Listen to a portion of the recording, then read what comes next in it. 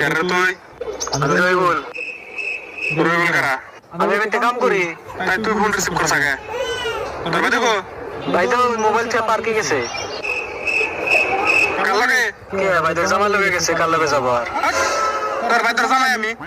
ও কাকা। যা দেখছে কারা? যা রিপোর্ট দিছে মারে।